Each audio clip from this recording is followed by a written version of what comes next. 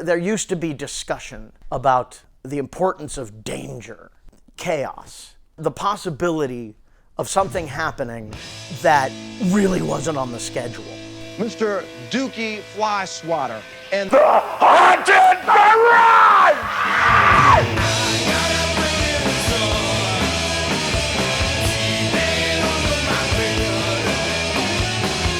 If you took 80s slasher movies and put it in a blender with metal and punk rock, you're gonna get Haunted Garage. Dukey and his crew were almost like making horror movies, horror punk. But the gag is, you're in the splash zone. It is splatter rock. It is chainsaw rock and roll. Not only chainsaw them, but would pull the guts out and spread them all over the place. It's like going to a horror movie, except it's actually happening. There was this real fervor at the time about shock rock, how bad it was for the kids. The shock value was exactly what I wanted. I look over and I see Dukey with his arms on fire. The flashes from the rear end.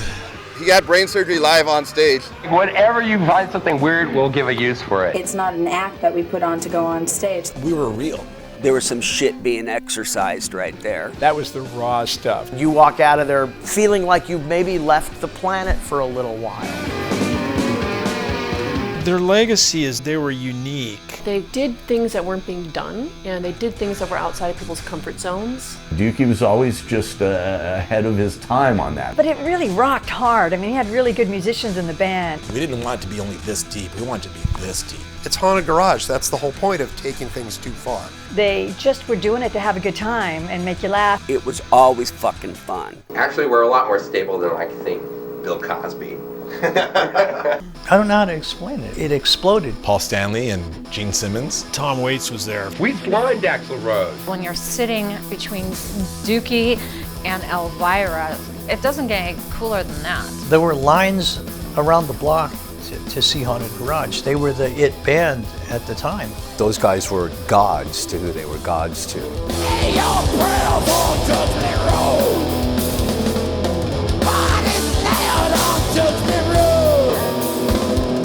he's an icon of the underground exploitational genre. Punk rock god of Hollywood. Bela Lugosi's horrible punk rock grandson. G.G. Allen, but fun. He's like a friendly vampire. He was LA's Peter Lorre. You need somebody in a movie, that's the guy that you want. Roger Ebert said it's the worst movie he's ever seen. Cold Steel. Sharon Stone? Who knew? He had a great writing career. He puts everything he's got into it.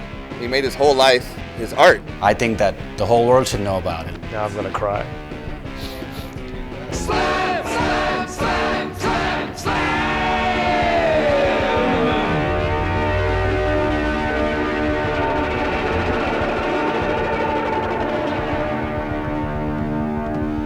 Wait a minute, you're gonna get this. Oh, thank you.